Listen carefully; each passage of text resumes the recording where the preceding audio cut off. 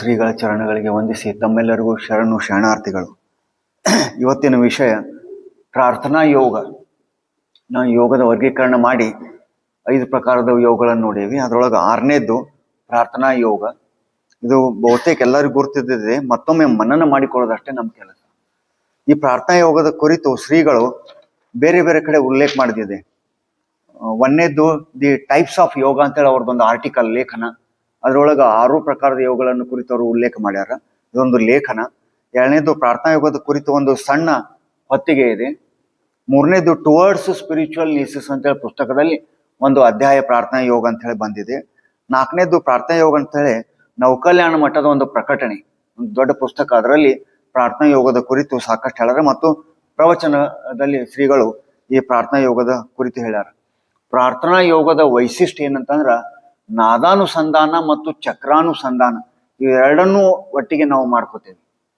ಒಂದೊಂದು ಯೋಗದಲ್ಲಿ ಒಂದೊಂದು ವೈಶಿಷ್ಟ್ಯ ಅದಾವ. ಪ್ರಾರ್ಥನಾ ಯೋಗದಲ್ಲಿ ಮತ್ತು ಶಿವಯೋಗದಲ್ಲಿ ಶ್ರೀಗಳು ಎಲ್ಲ ಯೋಗ ಸಾರಾಂಶವನ್ನ ಒಂದ್ಗಡೆ ಸೇರಿಸಿ ಆ ಪ್ರಾರ್ಥನಾ ಯೋಗನ ನಮಗೆ ಲಭಿಸಿಕೊಟ್ರು. ಅದಕ್ಕೆ ಕೊಟ್ಟಂತ ಮಂತ್ರ ಹೇ ಪ್ರಭು ಪ್ರಸಿದ್ಧ ಓಂ ಸಪ್ತಾಕ್ಷರಿ. ಅದವ್ರಿಗೆ ಹೆಂಗ್ ದೊರಿಕ್ತು ಅನ್ನೋದು ಅಗದಿ ದೀರ್ಘವಾದಂತ ತಪಸ್ಸಿನಲ್ಲಿ ಇರ್ಬೇಕಾರ ಆ ಧ್ಯಾನದಲ್ಲಿ ಅವ್ರಿಗೆ ಆ ಮಂತ್ರ ಸಿಕ್ತದು. ಅದೆಲ್ಲ ನಮಗ ಈಗಾಗಲೇ ಗೊತ್ತಿದೆ. ಈ ಪ್ರಾರ್ಥನಾ ಯೋಗದಲ್ಲಿ ನಾದಾನುಸಂಧಾನ ಮತ್ತು ಚಕ್ರಾನುಸಂಧಾನಗಳು, 7 ಚಕ್ರಗಳು ಮತ್ತು 7 ನಾದಗಳಿಗೆ ಏನದಾವ, ಇವುಗಳಿಗೆ ಸಂಬಂಧಪಟ್ಟಂತೆ ಹೇ ಪ್ರಭು ಪ್ರಸಿದ್ಧ ಓಂ ಈ ಸಪ್ತಾಕ್ಷರಿ ಮಂತ್ರವನ್ನ ಅಳವಡಿಸಿ ಅದನ್ನ ಯಾವ ರೀತಿ ನಾವು ಯೋಗದ ಸ್ವರೂಪದಲ್ಲಿ ಆಚರಿಸ್ಬೇಕು ಅನ್ನೋದನ್ನ ಶ್ರೀಗಳು ಹೇಳಿಕೊಟ್ರು. ಈ ಪ್ರಾರ್ಥನಾ ಯೋಗ ಮಾಡಲಿಕ್ಕೆ ಕೆಲವು ನಿಯಮಗಳನ್ನು ಕೊಟ್ಟಾರ. ಸುಮಾರು 10-15 ನಿಯಮಗಳು. 1ನೇದ್ದು ಎಲ್ಲಾ ಮಾನವರು ಪ್ರಾರ್ಥನಾ ಯೋಗದಲ್ಲಿ ಪಾಲ್ಗೊಳ್ಳಬಹುದು. ಇಲ್ಲಿ ಯಾವುದೇ ಭಿನ್ನ ಭಾವ ಇಲ್ಲ. ಒಂದು ಮತ, ಒಂದು ಧರ್ಮ, ಒಂದು ಪಂಥ, ನಾವು ಇಂಥ ಜಾತಿಯವರು, ನಾವು ಹಿಂಗ ಪ್ರಿಯರಂತೇವಿ, ನಾವು ಇದ ಮಂತ್ರವನ್ನ ಅಂತೇವಿ, ಬೇರೆ ಅನ್ನಂಗಿಲ್ಲ. ಇಂಥದ್ದು ಯಾವುದೂ ಬಂಧನ ಈ ಪ್ರಾರ್ಥನಾ ಯೋಗದಲ್ಲಿ ಇಲ್ಲ. 2ನೇದು ನಾವು ಸಾಲಾಗಿ ಬಂದು ಕುಳಿತುಕೋಬೇಕು. ತಾಯಂದ್ರ ಒಂದ್ ಕಡೆ, ಪುರುಷರ ಒಂದ್ ಕಡೆ. ಯಾರಾದ್ರೂ ತಡಾಯಿಗೆ ಬಂದ್ರ ಅವ್ರ ಹಿಂದೆ ತಾವಾಗೆ ಶಬ್ದ ಮಾಡ್ಲಾರ್ದ ಕುಳಿತುಕೋಬೇಕು. 3ನೇದು ಈ ವಾತಾವರಣದಲ್ಲಿ ಪ್ರಾರ್ಥನಾ ಯೋಗ ನಾವು ಎಲ್ಲಿ ಮಾಡ್ತೀವಿ ಅಲ್ಲಿ ಶುದ್ಧ ಹವಾ ಇರಬೇಕು. ಭಾಳ ಬೆಳಕು ಮತ್ತು ಅತಿ ಕತ್ತಲೇನೂ ಇರಬಾರ್ದು. ಮತ್ತು ಇಲ್ಲಿ ಶುದ್ಧತೆಗಾಗಿ ಅಂದ್ರೆ ಭೂತ ಶುದ್ಧಿ ಅಥವಾ ಬಹಿರಂಗದ ಶುದ್ಧಿಗಾಗಿ ನಾವು ಅಗರಬತ್ತಿ ಆಗಲಿ, ದೀಪ ಆಗಲಿ ಇವನ್ನೇನು ಹಚ್ಚಿಡ್ತೀವಿ, ಧೂಪ ದೀಪವನ್ನು ಹಚ್ಚಿಡ್ಬೇಕು. ಗುರುವಿನ ಫೋಟೋ ಇರಬೇಕು. ಅದಕ್ಕೆ ಸ್ವಲ್ಪ ಅಲಂಕಾರ ಅಂದ್ರೆ ಪುಷ್ಪದಿಂದ ಅಲಂಕಾರ ಎಲ್ಲ ಮಾಡಿ ಅಲ್ಲಿ ಬಂದ ತಕ್ಷಣ ಅಲ್ಲಿ ಬಂದವರೆಲ್ಲರಿಗೂ ಒಂದು ಭಕ್ತಿ ಭಾವ. ಹೊರಗಿನಿಂದ ಬಂದಾಗ ನಾವು ಬೇರೆ ಬೇರೆ ಏನು ವಿಚಾರ ಇಟ್ಕೊಂಡ್ ಬರ್ತೇವಿ, ಮನಸ್ಸು ಮತ್ತು ಶರೀರ ಸರಳವಾಗಿ ತಲೀನಾಗ್ಲಿಕ್ಕೆ ಆ ವಾತಾವರಣ ಇಟ್ಕೋಬೇಕು. 4ನೇದು ಬೆಳಿಗ್ಗೆ ಸೂರ್ಯೋದಯಕ್ಕಿಂತ ಮುಂಚೆ 40 ನಿಮಿಷ ಮುಂಚೆ ನಾವು ಪ್ರಾರ್ಥನಾ ಯೋಗನ ಆಚರಣೆ ಮಾಡಬೇಕು. ವೈಯಕ್ತಿಕವಾಗಿ ದಿವಸ ನಾವು ಒಮ್ಮೆ ಮಾಡಿದ್ರೆ ಸಾಕು. ಸಾಮೂಹಿಕವಾಗಿ ಪ್ರತಿ ರವಿವಾರ ಎಲ್ಲರ ಜೊತೆಗೆ ಸತ್ಸಂಗದಲ್ಲಿ ಇದ್ದು ನಾವು ಪ್ರಾರ್ಥನಾ ಯೋಗನ ಆಚರಣೆ ಮಾಡಬೇಕು. ಆಮೇಲೆ ಕಣ್ಣು ಬಹುತೇಕ ನಾವು ಕಣ್ಣು ಮುಚ್ಚಿ ಮಾಡ್ತೇವೆ, ಇಲ್ಲ ಅರೆತರದ ಕಣ್ಣುಗಳನ್ನ ಇಟ್ಟುಕೊಂಡು ಮಾಡ್ಬೋದು. ಆಮೇಲೆ ಆಸನ, ಸುಖಾಸನ ಅಥವಾ ಪದ್ಮಾಸನದಲ್ಲಿ ನೆಲದ ಮೇಲೆ ಕುಂಡಿರಬಾರ್ದು. ಒಂದು ಮೆತ್ತನ ಗಾದಿ ಮೇಲೆ ಅಥವಾ ಮೆತ್ತನ ಕಾರ್ಪೆಟ್ ಮೇಲೆ ನಾವು ಕುಂಡಿರ್ಬೇಕು. ಅಂದ್ರೆ ಶರೀರ ಭೂಮಿಗೆ ತಾಗಬಾರ್ದು ಅನ್ನೋದು. ಆಮೇಲೆ ಮುದ್ರೆ ಹಾಕೋದು, ಇದು ಬಹಳ ಮಹತ್ವವನ್ನು ಕೊಟ್ರು. ಪ್ರಾರ್ಥನಾ ಮುದ್ರೆ ಒಳಗ ಇವು ಅಗ್ನಿ ತತ್ವ ಇದೆ ಮತ್ತು ನಾಭಿ ಕೆಳಗಡೆ, ಹೊಂಕಳ ಕೆಳಗಡೆ ಇಲ್ಲಿ ಯಾಕೆ ಇಡಬೇಕಂತಾರಂದ್ರ ನಾಭಿಯಲ್ಲಿ, ಹೊಂಕಳದಲ್ಲಿ ಅಗ್ನಿ ತತ್ವ ಇದೆ. ಈ ತತ್ವದಿಂದ ಏನಾಕತಿ, ನಾವು ಎಷ್ಟೇ ಸಾಧನೆ ಮಾಡಲಿ, ಎಷ್ಟೇ ಸಾಮಾನ್ಯ ಸಂಕ್ಷಿಪ್ತ ಸಾಧನೆ ಮಾಡಿದ್ರು ಒಂದು ಶಕ್ತಿ ಅಥವಾ ಒಂದು ವಿದ್ಯುತ್ ಸಂಚಲನ ಏನಾಗಬೇಕು, ಅದು ಶರೀರದಲ್ಲೇ ಉಳಿದು ಊರ್ಧ್ವಮುಖಿಯಾಗಿ ಹೋಗ್ಲಿಕ್ಕೆ ಇದು ಸಹಾಯ ಮಾಡ್ತೈತಿ. ಅದಕ್ಕೆ ಮುದ್ರೆಗೆ ಸಾಕಷ್ಟು ಮಹತ್ವವನ್ನ ಕೊಟ್ಟರು. ನಾವು ನೋಡೇವಿ ವೈದ್ಯಕೀಯ ಶಾಸ್ತ್ರದೊಳ ಕಾಲುಗಳು ಯಾವಾಗ್ಲೂ ಬೆಚ್ಚಿರಬೇಕು, ತಲೆ ಯಾವಾಗಲೂ ತಂಪಿರ್ಬೇಕಂತ ಹೇಳ್ತಾರೆ. ಅಂದ್ರೆ ಪ್ರಾಣ ಶಕ್ತಿ ಶರೀರದಲ್ಲಿ ಸರಿಯಾಗಿ ಇದೆ ಅನ್ನೋದು ಅದರ ಸೂಚಕ, ಅದರ ದ್ಯೋತಕ. ಒಂದ್ ವೇಳೆ ಕಾಲು ತಂಪಾಗಕತ್ತು ಅಂದ್ರೆ ಪ್ರಾಣ ಶಕ್ತಿ ಮೇಲ್ ಹೋಗ್ತಾ ಇದೆ ಅನ್ನೋದು ಅದರ ಅರ್ಥ. ಅಂಥೇಳಿ ಅನ್ಕಾನ್ಸಿಯಸ್ ಇದ್ದಾಗ ಕಾಲ್ ತೆಗ್ತಾರ, ಅಂಗಾಲ್ ತೆಗ್ತಾರ, ಅಂದ್ರೆ ಬೆಚ್ಚಗಾಗ್ಲಿ, ರಕ್ತ ಪ್ರವಾಹ ಸರಿ ಆಗ್ಲಿ ಅಂತೇಳಿ. ಅಂದ್ರೆ ಕಾಲುಗಳು ಯಾವಾಗ್ಲೂ ಬೆಚ್ಚಿರ್ಬೇಕು, ತಲೆ ಯಾವಾಗ್ಲೂ ತಂಪಿರ್ಬೇಕು ಅನ್ನೋದು ಒಂದು ನಿಯಮ. ಅದೇ ರೀತಿ ಈ ಅಗ್ನಿ ತತ್ವಕ್ಕೆ ಸಂಬಂಧಪಟ್ಟಂತೆ ಶ್ರೀಗಳು ಈ ಮುದ್ರೆಗೆ ಬಹಳ ಮಹತ್ವವನ್ನು ಕೊಟ್ಟರು. ಇನ್ನ ಬಟ್ಟೆ, ಲೈಟ್ ಬಟ್ಟೆ, ಹಗುರು ಬಟ್ಟೆಗಳನ್ನು ಹಾಕೋಬೇಕು. ಬೆಲ್ಟು, ವಾಚು, ರುಮಾಲ್ ಎಲ್ಲ ತೆಗೆದಿಡ್ಬೇಕು. ಯಾಕಂದ್ರೆ ನಮಗ ಮೂಲತಃ ಶಕ್ತಿ ಸಂಚಯನ ಜರಬೇಕಾದದ್ದು ಶಿರದಲ್ಲಿ. ಅದಕ್ಕೆ ರುಮಾಲು, ಟೊಪ್ಪಿಗೆ ಇವನ್ನೆಲ್ಲ ತೆಗೆದು ಸಡಿಲವಾದ ಬಟ್ಟೆಯಿಂದ ನಾವು ಇಲ್ಲೇ ಮಾತ್ರೆಗಳನ್ನು ಕೊಟ್ಟರು. ಅಂದ್ರೆ ಸಂಗೀತ ಶಾಸ್ತ್ರ ಅಂದ್ರ ನಾವು ಲಯಬದ್ಧವಾಗಿ ಅನ್ಬೇಕು. ಇಲ್ಲಿ ಸಂಗೀತ ಶಾಸ್ತ್ರದ ಅಳವಡಿಕೆ ಹೆಂಗ್ ಮಾಡಿದ್ರ ಅಂದ್ರ ಹೇ ಪ್ರಭು ಪ್ರಸಿದ್ಧ ಓಂ ಇದು 4 ಮಾತ್ರದಲ್ಲಿ ಕುಂಡ್ರಿಸ್ಯಾರ. ಈಗ ಹೆಂಗ್ ನಮ್ಮಲ್ಲಿ ಬೇರೆ ಬೇರೆ ತಾಳಗಳದಾವು, ತ್ರಿತಾಳ 16 ಮಾತ್ರ, 4 ಖಂಡ, 3 ಪೆಟ್ಟು, 1 ಹುಸಿ ಅಂತೇಳಿ ಬರ್ತದೆ. ಅದೇ ರೀತಿ ದಾದ್ರ, ಖೇರ್ವ, ಜಪ್ತಾಳ ಇವು 6 ಮಾತ್ರ, 4 ಮಾತ್ರ ಹಿಂಗೆಲ್ಲ ಏನ್ ಬರ್ತಾವ, ಅವು ಪೆಟ್ಟು ಮತ್ತು ಹುಸಿ ಅಂತೇಳಿ ಏನ್ ಬರ್ತಾವ. ಅದಕ್ಕೆ ಸಂಬಂಧಪಟ್ಟಂತೆ ಹೇ ಇದು ಪ್ರಭೋ ಸೀದ ಓಂ ಈ ರೀತಿ ನಾವು ಅನ್ನೋದು ಇಲ್ಲಿ ಮಾತ್ರೆಗಳನ್ನು ಸಂಗೀತ ಶಾಸ್ತ್ರಕ್ಕೆ ಅಳವಡಿಸಿ ಕೊಟ್ಟಂತದ್ದು ಇದು. ಇನ್ನ ಮತ್ತೊಂದು ನಿಯಮ ಅಂದ್ರ ಇಲ್ಲಿ ಯಾವುದು ಜಾತಿ ಕುಲ ಇಂಥ ಪ್ರಾರ್ಥನಾ ಯೋಗದಲ್ಲಿ ಹೆಣ್ಣು ಯಾವುದೇ ಇಂಥ ನಿಬಂಧನೆಯಲ್ಲಿ ಕೊಂಡಿರ್ಬಹುದು. ಪ್ರಾರ್ಥನಾ ಯೋಗದಲ್ಲಿ ಸಂಖ್ಯೆಗೆ ಮತ್ತೊಂದು ಮಹತ್ವವನ್ನು ಕೊಟ್ಟರು. ಸಂಖ್ಯಾಶಾಸ್ತ್ರ ಅಂದ್ರ 108 ಮಂತ್ರಗಳನ್ನ 108 ಯಾಕೆ ಅನ್ಬೇಕು ಅನ್ನುವಂಥದ್ದು ಒಂದು ಶ್ರೀಗಳು ಕೊಟ್ಟಂಥದ್ದು. ಇಲ್ಲಿ 27 ನಕ್ಷತ್ರಗಳದಾವ. ಒಂದೊಂದು ನಕ್ಷತ್ರಕ್ಕೆ 4 ಕಂಪನಗಳದಾವ. 27 ಗುಂಡ್ಲೆ 4 108 ಅಂತ ಹೇಳಿ ಆ ಸಂಖ್ಯೆಗೆ ಬಹಳ ಮಹತ್ವವನ್ನು ಕೊಟ್ಟರು. ಎರಡನೇದು ನಮ್ಮಲ್ಲಿ ಚಕ್ರಗಳೇನದಾವ 7 ಚಕ್ರಗಳು, ಅವುಗಳ ದಳಗಳ ಒಟ್ಟ ಸಂಖ್ಯೆ 54. 54 ಗುಂಡ್ಲೆ 2 ಅಂದ್ರ ಆರೋಹಣ ಮತ್ತು ಅವರೋಹಣ, ಇದು ಸಂಖ್ಯೆ 108 ಆಕೈತಿ ಅಂತೇಳಿ ಈ ಸಂಖ್ಯೆಗೆ ಇಷ್ಟೇ 54 ಇಟ್ಕೊಳ್ಳಿ, 108 ಅಂದ್ರೆ ಪರಿಪೂರ್ಣ ಅಷ್ಟು ಇಟ್ಕೊಳ್ಳಿ. ಅದೇ ಸಂಖ್ಯೆಯಲ್ಲಿ ನಾವು ಪ್ರಾರ್ಥನಾ ಯೋಗನ ಮಾಡ್ಬೇಕಂತ ಹೇಳಿ ಮತ್ತೊಂದು ನಿಯಮ. ಇಂಥ ಕೆಲವು ನಿಯಮಗಳನ್ನು ನಾವು ಆಚರಿಸ್ತಾ ಈ ಪ್ರಾರ್ಥನಾ ಯೋಗದಲ್ಲಿ ಪಾಲ್ಗೊಳ್ಳಬೇಕು. ಇನ್ನು ವಿಧಾನವನ್ನು ನೋಡಿದ್ರೆ ಪ್ರಾರ್ಥನಾ ಯೋಗದ ವಿಧಾನ 4 ಹಂತಗಳು ಬರ್ತಾವ ನಮ್ಮಲ್ಲಿ. ಒಂದನೇದು ಭೂತ ಶುದ್ಧಿ. ಮೊದಲನೇದಾಗಿ ನಾವು ಇಲ್ಲಿ ಕಲ್ಸಕ್ರೆಯನ್ನು ಇಟ್ಟಿರ್ತೇವೆ, ಪ್ರಸಾದಕ್ಕೆ ಯಾವ್ದಾದ್ರು ಒಂದು ಸಿಹಿ ಪದಾರ್ಥ ಫೋಟೋದ ಮುಂದೆ ಇಟ್ಟು ಒಂದನೇದು ಭೂತ ಶುದ್ಧಿ ಅಂದ್ರ 108 ಸಾರಿ ನಾವು ಹೇ ಪ್ರಭು ಪ್ರಸಿದ್ಧವನ್ನು ಅನ್ಬೇಕು. ಇದು ಕೇವಲ ಬಹಿರಂಗದ ಶುದ್ಧಿಗಾಗಿ. ಅದಾದ್ಮೇಲೆ ಎರಡನೇ ಹಂತದಲ್ಲಿ ಪ್ರಭುವಿನ ಮೌನ ಧ್ಯಾನ ಅಂತ ಮಾಡ್ತೇವೆ. ಅಲ್ಲಿ ನಾವು ಮೌನವಾಗಿ ಉಚ್ಚಾರಣೆ ಇಲ್ಲದೆ ಮನಸ್ಸಿನಲ್ಲಿ ದೇವನ 5 ಲಕ್ಷಣಗಳನ್ನು ಮನನ ಮಾಡಬೇಕು. ಇವು ಒಂದನೇದು ನೀನು ಸರ್ವ ವ್ಯಾಪಕನಾಗಿರುವಿ, ನೀವು ಎಲ್ಲಾ ಕಡೆ ಇದಿ ಪ್ರಭು, ನೀನು ಸರ್ವ ವ್ಯಾಪಕನಾಗಿರುವಿ. ಎರಡನೇದು ಸರ್ವ ಕಾರಣ ಕರ್ತವಾಗಿರುವಿ, ಎಲ್ಲಾ ಕಾರಣಕ್ಕೂ ನೀನೇ ಮೂಲ ಕಾರಣ ಕರ್ತೃ ಆಗಿರುವಿ.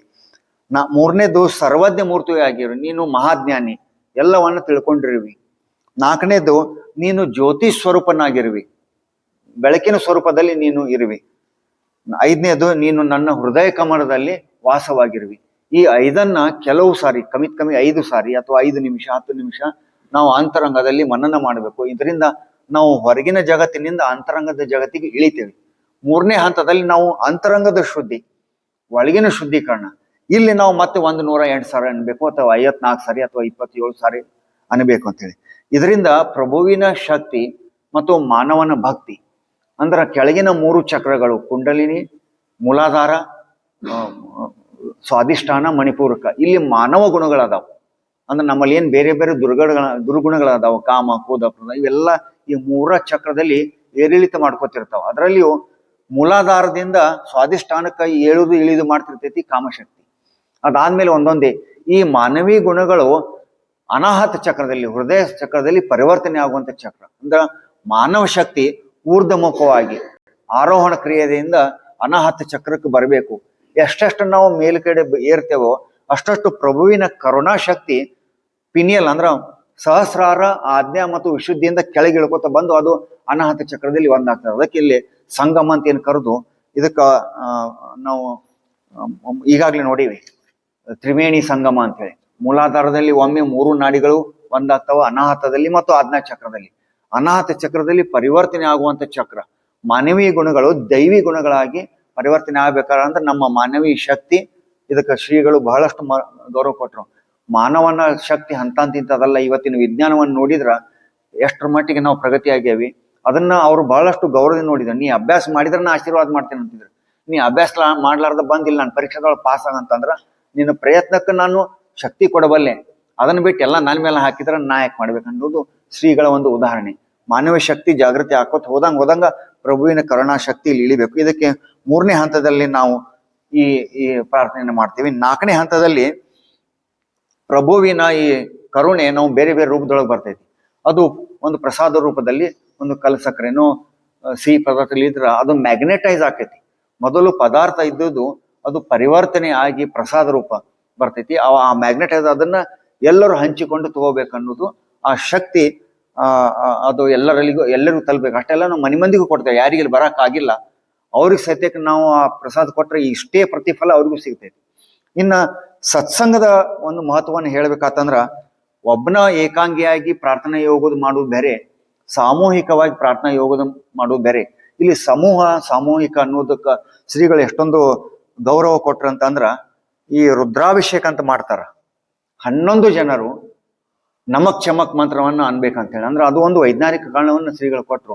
ದುಷ್ಟ ಶಕ್ತಿಗಳನ್ನ ಏನ್ ಮಾಡ್ತಿತ್ತಂದ್ರ ಆ ಸರಿಯಾಗಿ ಈಗಿನ ಕಾಲದಾಗ ಮಾಡಾಕಿಲ್ಲ. ಆದ್ರ ಆ ನಮಕ್ ಚಮಕ್ ಮಂತ್ರವನ್ನ 11 ಜನರು ಕೂಡಿ ಒಂದೇ ಸ್ವರದಲ್ಲಿ ಮಾಡಿದ್ರೆ ದುಷ್ಟ ಶಕ್ತಿಗಳನ್ನೆಲ್ಲ ತೆಗೆದುಕೊಂಡು ಆಕಾಶಕ್ಕೆ ಹೋಗಿ ಆ ಈಥರದಲ್ಲಿ ಅವು ಕನ್ವರ್ಟ್ ಆಗಿ ಹೋಗ್ಬಿಡ್ತಾವ. ಅಂದ್ರ ನಮ್ಮ ತೊಂದರೆಗಳು, ನೋವು ಇವೆಲ್ಲ ಹೋಗ್ತಾವ ಅನ್ನೋದು ಒಂದು ಉದಾಹರಣೆ. ಇಲ್ಲಿ ಒಬ್ಬ ಮಾಡಂಗಿಲ್ಲ, 11 ಮಂದಿ ಕುಂತು ಮಾಡ್ತಾರ. ಅಷ್ಟೇ ಅಲ್ಲ, ಸಾಮೂಹಿಕ ಪ್ರಾರ್ಥನೆಗೆ ಇಂಥ ಶಕ್ತಿ ಇದೆ. ನಾವು ಪದೇ ಪದೇ ನೋಡೇವಿ. ಒಂದು ಕಟ್ಟಿಗೆ ಇದ್ರ ಮುರಿಬಹುದು, 10 ಕಟ್ಟಿಗೆ ಇದ್ರ ಆ ಬಂಡಲ್ ಮುರಿಯಾಕ ಆಗಂಗಿಲ್ಲ. ಅದೇ ರೀತಿ ನಾವು ಒಬ್ಬ ಅಶಕ್ತದೇನಂದ್ರ ನನಗಿದೆಲ್ಲ ಸಾಧನೆ ಮಾಡಕ್ ಆಗ್ಲಿಲ್ಲ ಅಂದ್ರೂ ನಾ ಇಲ್ಲಿ ಬಂದು ಕುಂತ್ನಿ ಅಂತಂದ್ರ ನಿಮ್ಮ ಶಕ್ತಿ, ನಿಮ್ಮ ಪರಿಣಾಮಗಳು ನನ್ನನ್ನು ತೆಗೆದುಕೊಂಡು ಮುಂದೆ ಹೋಗ್ತಾವ. ಯಾವ ರೀತಿ ಒಬ್ಬ ಪೇಷಂಟ್ಗೆ 4 ಜನರು ಚಾಕ್ರಿ ಮಾಡ್ಬೇಕು, ಒಬ್ಬ ವೈದ್ಯ, ಒಬ್ಬ ಫಾರ್ಮಾಸಿಸ್ಟ್, ಒಬ್ಬ ನರ್ಸು, ಮನಿ ಮಂದಿ, ಹಂಗ 4 ಜನರು ಕೂಡಿ ಒಬ್ಬ ಅಶಕ್ತ ಮನುಷ್ಯನನ್ನ ಸದೃಢವನ್ನಾಗಿ ಮಾಡಿ ಅವನ ನೋವನ್ನ ಕಡಿಮೆ ಮಾಡಿ, ಅವನ ಚಿಂತೆ, ದುಃಖ ಇವುಗಳನ್ನ ಕಡಿಮೆ ಮಾಡಿ ಆ ಪರಿವರ್ತನೆ ಮುಖಾಂತರ ಅವನ್ನ ಸಾಗಿಸ್ಲಿಕ್ಕೆ ಸಾಧ್ಯ ಇದೆ ಅಂತ ಹೇಳಿ ವಾರಕ್ಕೊಮ್ಮೆ ಆದ್ರೂ ನಾವು ಸಾಮೂಹಿಕ ಪ್ರಾರ್ಥನೆಯನ್ನ ಮಾಡಬೇಕು. ಇನ್ನ ಸಾಮೂಹಿಕ ಪ್ರಾರ್ಥನೆ ಒಳಗ ಅನ್ಬೇಕಾದ ಕೆಲವು ವಿಧಾನಗಳದಾವ.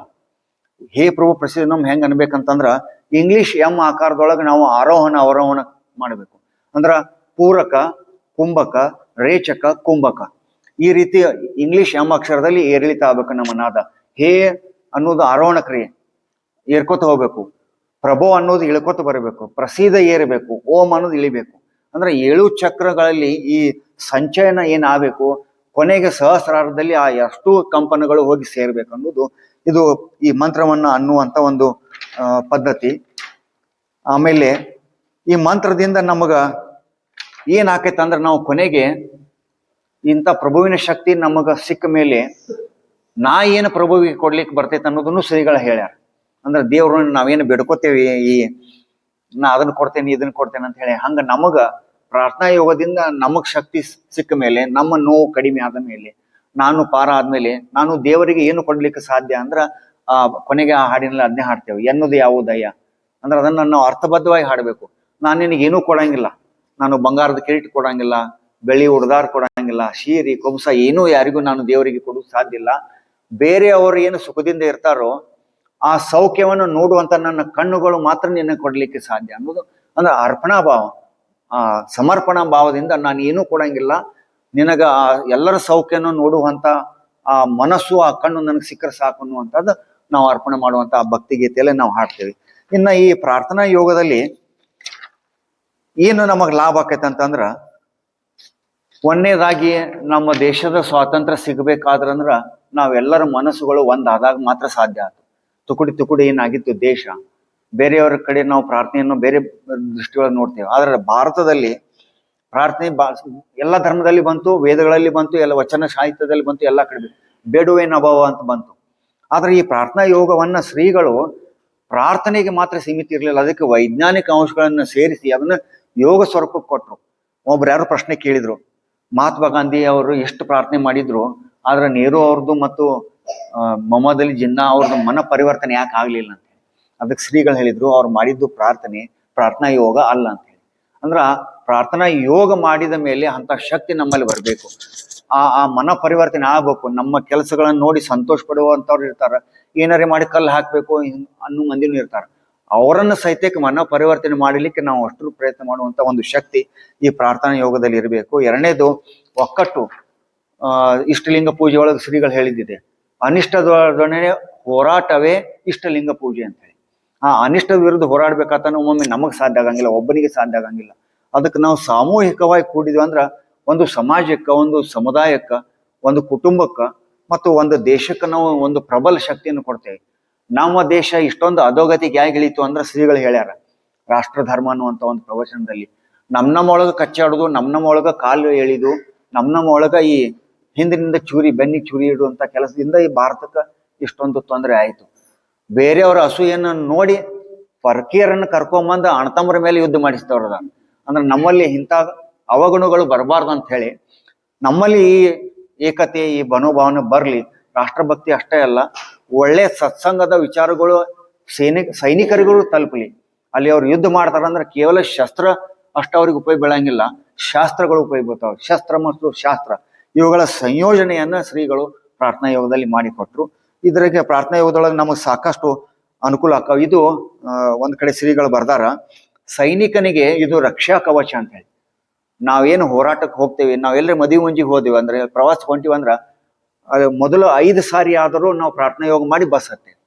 ಅಂದ್ರೆ ಆ ಸಂಸ್ಕೃತಿಯಿಂದ ನಮಗೇನಾಕತ್ತೆ ಅಂದ್ರೆ ಪ್ರಯಾಣಗಳು ಬಹಳ ಅನುಕೂಲಕರವಾಗಿ, ಯಾವುದೇ ತೊಂದರೆ ಇಲ್ಲದೆ, ಅಡಚಣೆ ಇಲ್ಲದೆ ನಾವು ಮಾಡಿ ಬರ್ತೇವೆ. ಇಂಥದ್ದು ನಾವು ಸಾಕಷ್ಟು ನೋಡೇವಿ. ಸೈನಿಕನ ಹೋರಾಟಕ್ಕೆ ಹೋಗೋ ಮೊದಲು ಇದೊಂದು ರಕ್ಷಾ ಕವಚ ಪ್ರಾರ್ಥನಾ ಯೋಗ, ಆ ಮಂತ್ರಗಳು ಈ ರೀತಿ ಹೇಳಿದ್ರು. ಮತ್ತು ಇಲ್ಲಿ ನೀಲ ಜ್ಯೋತಿ ಕಾಣ್ತೈತಿ. ಇದರಿಂದ ವಾಕ್ ಸಿದ್ಧಿ ಮತ್ತು ಸ್ಪರ್ಶ ಸಿದ್ಧಿಗಳು ಬರ್ತಾವ. ವಾಕ್ ಸಿದ್ಧಿ, ನಾವು ಮತ್ತೊಬ್ರಿಗೆ ಏನಾದ್ರೂ ಒಳ್ಳೆಯದು ಮಾತಾಡಿದ್ರ ಅದು ಅವ್ರಿಗೆ ತಟ್ಟಬೇಕನ್ನುವಂತ ಶಕ್ತಿ ಇದು ಪ್ರಾರ್ಥನೆ ಅಲ್ಲ, ಪ್ರಾರ್ಥನಾ ಯೋಗದಿಂದ ನಮಗ ಸಿಗ್ತೈತೆ ಅನ್ನುವಂಥದ್ದು ಶ್ರೀಗಳು ಕೊಟ್ಟಂತದ್ದು. ಇದರೊಂದಿಗೆ ಇವತ್ತಿನ 4 ಮಾತುಗಳಿಗೆ ಮಂಗಳ ಮಾಡ್ತೇನೆ. ಶರಣ.